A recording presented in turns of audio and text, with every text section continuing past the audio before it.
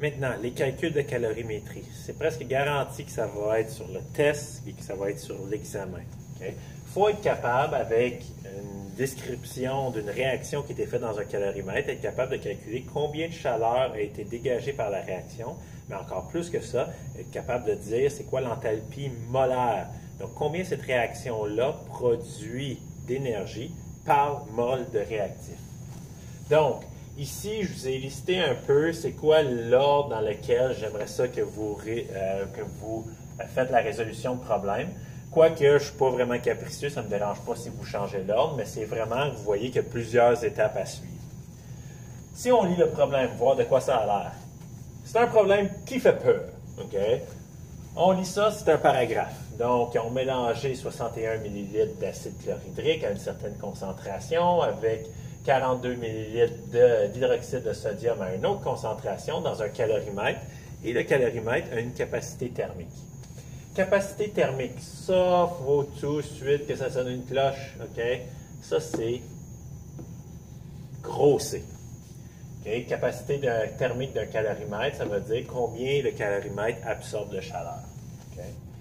Le reste, ben, on avait le volume de l'acide, sa concentration. On avait aussi le volume de la base, sa concentration. Mais là, on continue à lire. Donc, ils ont mélangé ces deux choses-là, puis là, la température a changé. Ouais.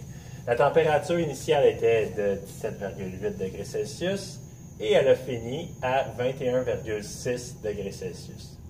Calcule la variation d'enthalpie de la réaction. Ha! Donc, première étape, ça va être de calculer combien de chaleur a dégagé la réaction. Et ensuite, on sera capable de calculer la variation d'enthalpie.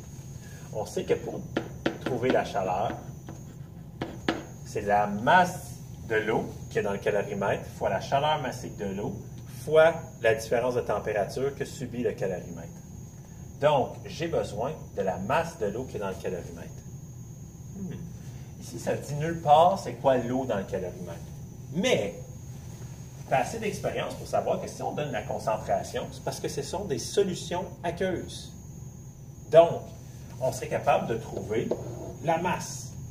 Donc, ici, ce qu'on va faire, c'est qu'on va calculer le volume total. Le volume total de la solution, ça va être le volume de la première solution acide plus le volume de la deuxième solution basique. Le volume de la solution acide il est donné 61,1 ml plus celle de base 42,6 ml. Donc, en tout, on a 103,7 ml de solution. Ici, vous remarquez que dans les problèmes, ils vont tout le temps vous montrer qu'on suppose, puis si même si ce n'est pas écrit, je vais vous demander de supposer que la masse volumique de la solution est la même que celle de l'eau. Donc, ici, on suppose que la masse volumique de la solution est égale à 1 g par millilitre. Donc, si c'est le cas, ça veut dire que dans le fond, on a trouvé la masse de la solution ou de l'eau qui va être égale à 103,7 grammes. Juste pour le faire au long, pas oublier que quand tu cherches la masse, c'est la masse volumique fois le volume. Donc ici, je ferais juste multiplier le volume fois la masse volumique qui est 1. Donc c'est pour ça que je peux interchanger les volumes et les grammes. Donc première chose à se souvenir, les solutions deviennent de l'eau qui absorbe la chaleur. Ensuite, la chaleur massique. La chaleur massique de ma solution, c'est écrit dans le problème qu'on va supposer que c'est la même que celle de l'eau. Et même tous vos problèmes, ça ne sera pas écrit, mais il vous demande de supposer ça. Aussitôt que tu as une solution aqueuse, les solutions aqueuses, c'est mélangé dans l'eau. Fait que c'est pas mal juste de l'eau. Fait que on sait que la chaleur massique, on va estimer que c'est celle de l'eau. Et celle-là, vous allez venir à la savoir par cœur. Maintenant, je peux passer à la chaleur qui a été absorbée par ma réaction. Donc, Q est égal à MC delta T. J'ai ma masse maintenant de l'eau qui absorbe la chaleur. C'est ma solution, mais j'ai fait une estimation. J'ai ma chaleur massique. Encore une fois, j'ai fait une estimation que c'était exactement comme l'eau. Et ma différence de température était donnée dans le problème. Il ne faut pas oublier qu'un delta T, c'est température finale moins température initiale. Donc, il faut que je regarde dans mon problème, c'était quoi ces deux valeurs-là. J'ai terminé à 21,6 et j'ai commencé à 17,8.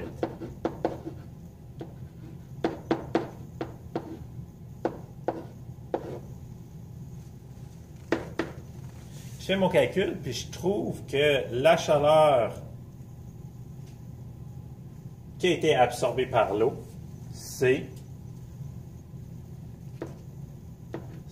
1648 joules.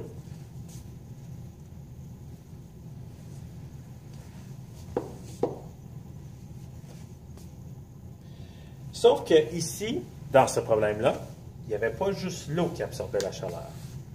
Il y avait aussi le calorimètre.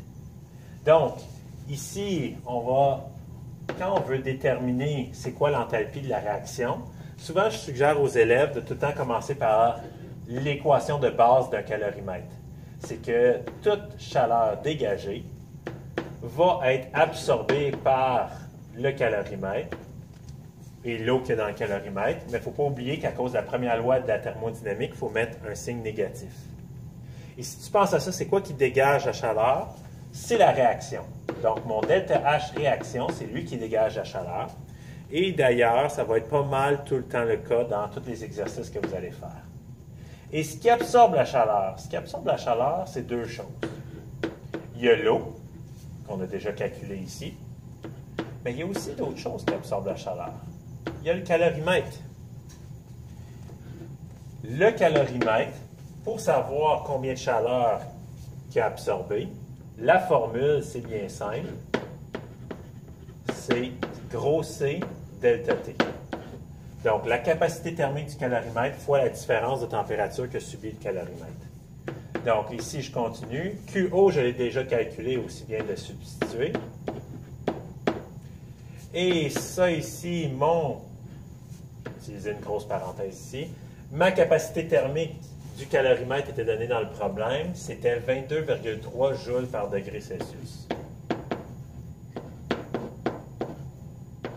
La différence de température, on va tout le temps supposer que le calorimètre a subi la même différence de température que la solution qu'il y a dedans. Okay? Donc, si l'eau a augmenté environ augmenté de 3 degrés Celsius, ça va être la même chose pour mon calorimètre. Donc ici, ça va être le même delta T qui va être ici.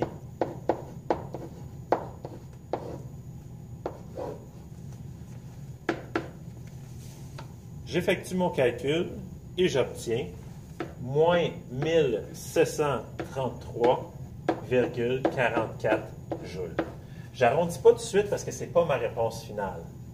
Ici, ce que je viens de déterminer, c'est combien de chaleur a dégagé ma réaction. Mais la question demandait combien de chaleur dégage ma réaction lorsqu'elle fait 1 mol de réaction. Donc, il faut que je calcule l'enthalpie molaire avec une barre au-dessus. Et ça, c'est la suite de l'histoire.